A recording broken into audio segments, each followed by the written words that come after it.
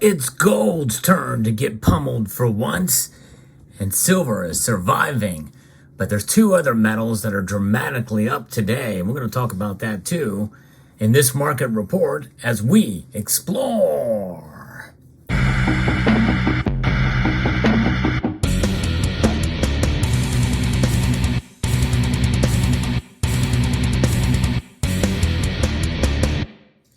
There's only one thing that I think is holding gold down today in this report.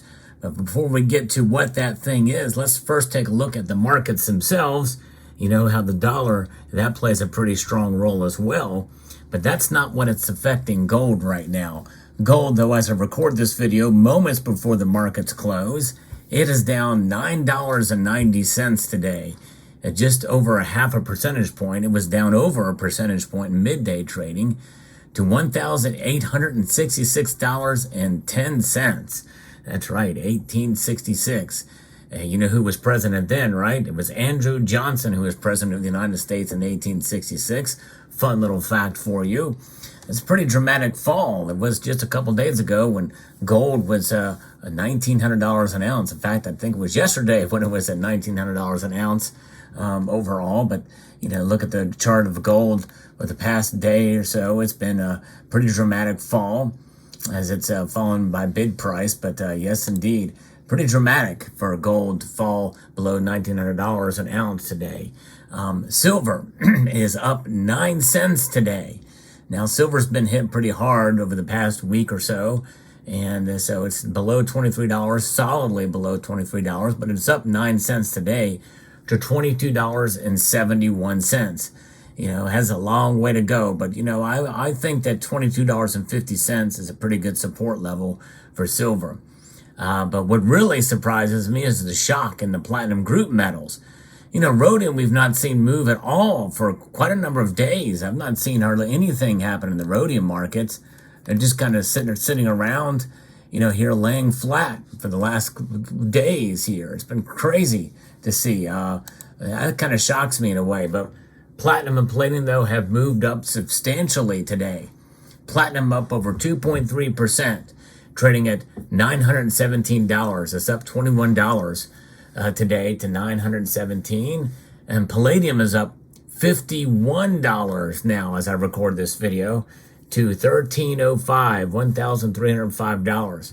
It kind of surprises me with the uptick in palladium's price today, because I thought it was kind of on its way down. But hey, it just goes to show you the volatility of these metals, and that move between silver, palladium, and platinum. But I think really, especially with platinum and palladium, has really nothing to do with the dollar's price movement. But silver, on the other hand, very well could be because of the dollar index. Gold, definitely not, gold is trading in the exact opposite of the dollar index, because the dollar index is actually down today. You take a look at the dollar index, it is actually down 0.53 to 106.13, but that's not where it was earlier. So look at reporting from FX Street. We have elevated U.S. bond yields and the looming threat of a U.S. government shutdown added to the already deteriorated mood. And that's what drove gold prices lower. So believe it or not, the gold shutdown is having some effect.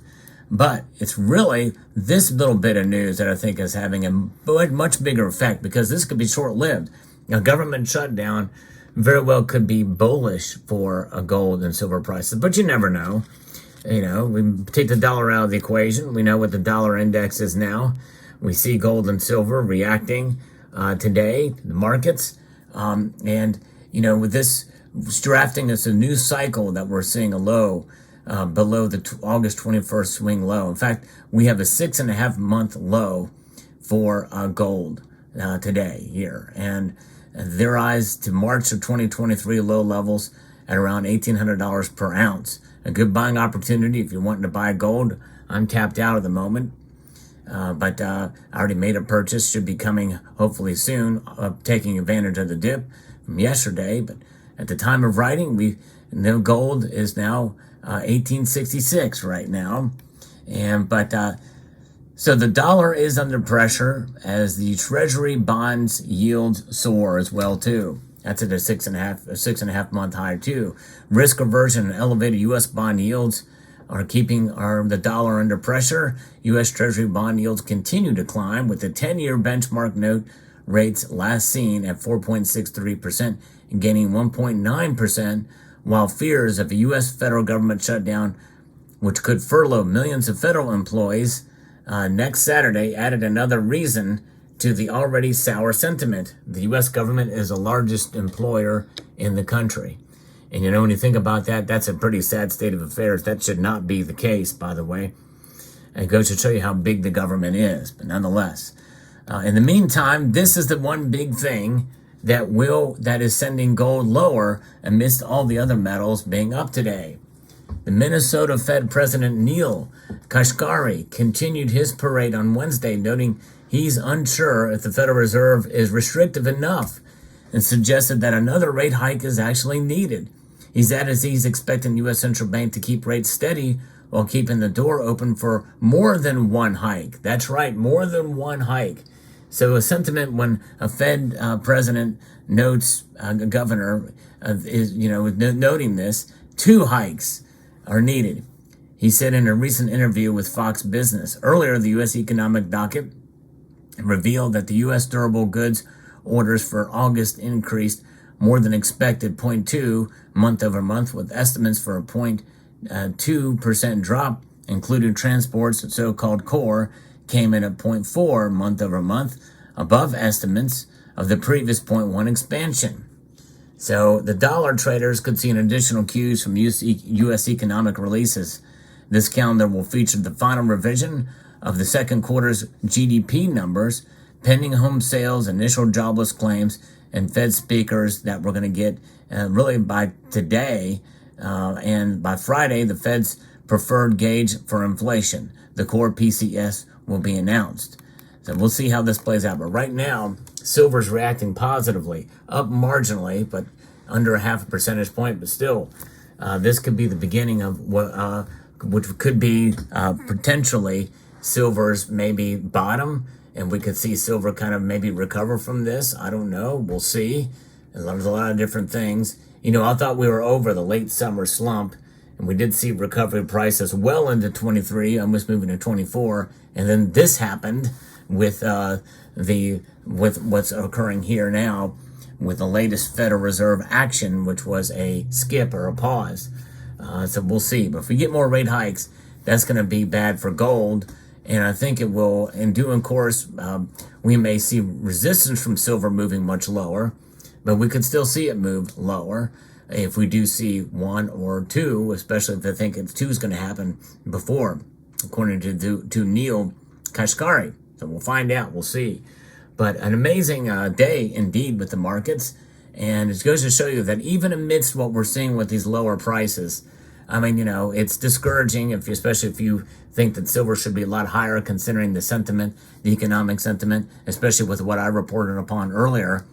This very well could be the calm before the storm. Notwithstanding, really, the prices are faring well over the course of where they were before the pandemic and through the latest economic cycles we've been seeing.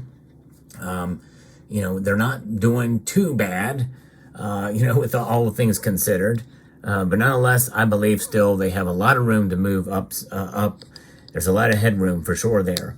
But I am going to definitely be keeping a hold onto the metals that I've got, making calculated purchases when I can, buy the dips. I think there's something to be said for that. But if you don't feel comfortable, if you're not sure exactly where the markets are going to go, and you feel the markets are going to continue to make downward movement, at least in the short term, it may be good to wait, or maybe make calculated purchases of some items and save on others.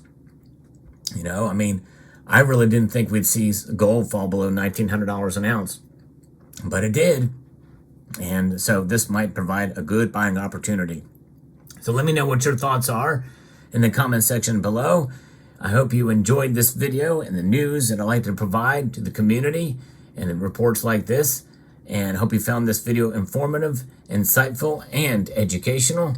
And I want to extend a multitude of gratitude to each and every one of you for taking the time to watch, and to encourage you to please rate this video, Share it only if you feel it could be a benefit to other social media platforms. Comment and subscribe.